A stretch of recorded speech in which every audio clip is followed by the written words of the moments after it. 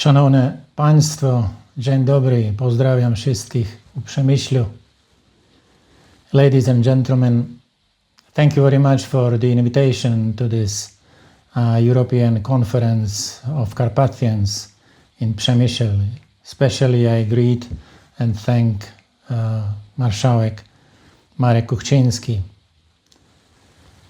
I want to speak about the major theme of European continent today. It's war and peace, because this is the most important message for not only awakening but for the change in Europe. Tendencies for deep political and societal changes in many European countries, but even more the war going on again on our old continent, is a real and urgent call not only to wake up, to stand up against evils of our times, but also to work together for a new Europe, community oriented to justice, common good, aiming towards shared stability, security and prosperity. Peace in Europe is needed and possible. It is the basis of stability, the goal of security, and a precondition for prosperity of countries. On May 9th, 1950, the then French Foreign Minister, Robert Schuman, came up with a plan to create the European Coal and Steel Community as an offer to defeated Germany and other countries. It was a surprise to many, an illusion or an unrealistic plan to others. Communists attacked Schuman as a traitor of France.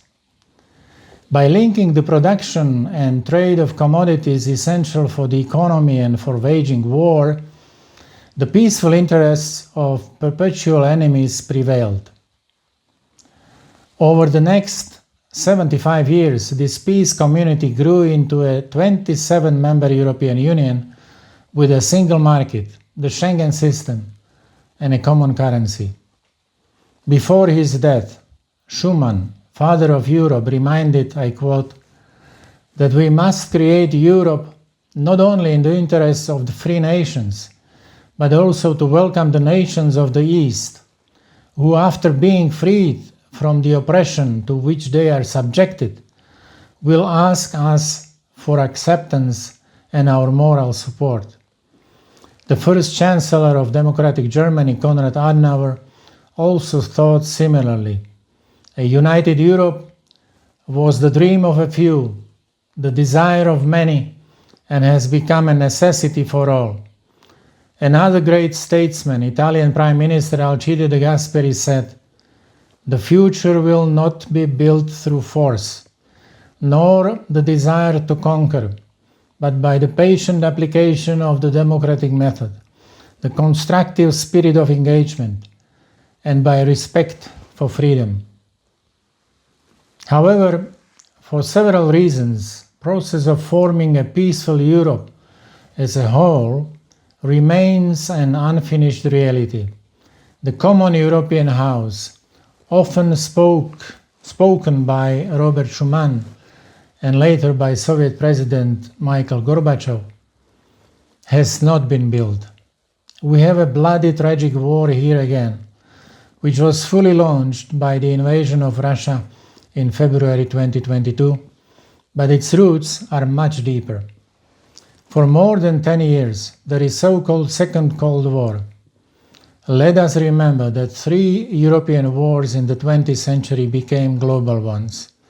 The first, the second, and the Cold. The West won the Cold War, but we did not win peace. Ukraine and the collective West are not winning over Russia in the current war. Immense damage and negative long-term consequences are growing every day. Many commentators, experts and politicians describe it as a so-called proxy war between the United States and Russian Federation carried out on the territory of Ukraine. The principles of the Schuman Plan have not been exhausted. They are like roots from which the tree or the human community live. Roots That's not the past. That is the present and the future. Roots are a necessity. Calls are voiced today from the capitals of Western Europe to increase armaments, to rearm Europe, to increase defense spending. Indebted states and weakened economies will not get strengthened by this shift. With a policy of deterrence, we may win again or at least draw in the Second Cold War, but we will surely not win peace. It is necessary to treat the causes, not the symptoms of the conflict. It is a challenge today for the two military, industrial, and biggest nuclear powers in our civilizational space. The USA and Russia have been in confrontation for a decade now. After a significant change in foreign and domestic policy in the United States, with inauguration of President Donald Trump and Republican majorities in the Congress, decisions are quick, often surprising or controversial, but strongly focused on ending the war. Where I see a path to peace. Transformation of relations begins with dialogue. It has started. Continues with mutually beneficial win-win cooperation and is directed towards a qualitative change in relations, towards a new community of nations. This long-term vision is not about leaders, Trump or Biden, nor about Putin or Zelensky. Leaders come and go. Peace is in the interests of nations that persist and must shoulder the hardship of war and burden of human losses. Countries and borders used to change in wars, but the most valuable are people. The value of a person goes beyond material dimensions. Therefore, it is important to seek the end of fratricidal devastation by seeking a new quality of relations, focused on the dignity of each person, family, nation, and community. The dialogue between the United States and Russia should focus on crucial commodities and resources for the conduct of confrontation, conflict, and war, on energy, natural resources, information technologies, and protection of intellectual property. The combination of said resources and commodities and related infrastructure into common markets should be offered to other countries as well. Activities of these common markets will boost economic growth and competitiveness of participating countries. Ladies and gentlemen, this community will connect Alaska with Kamchatka through Europe and Central Asia. The Northern Hemisphere community, or West-East community, will span over 3 continents, with Europe in the center. History, close relations, and interests speak in favor of a new and decisive action for the global development in the 21st century. This would create the largest multinational community focused on peaceful cooperation in the world. This would indeed represent a great deal for participating nations. It would have a positive impact on the Middle East, Africa, and other regions of the world. Such a community would bring unprecedented development to the participating states, economies, and regions. It is not against the interests, continuation, and better functioning of the European Union.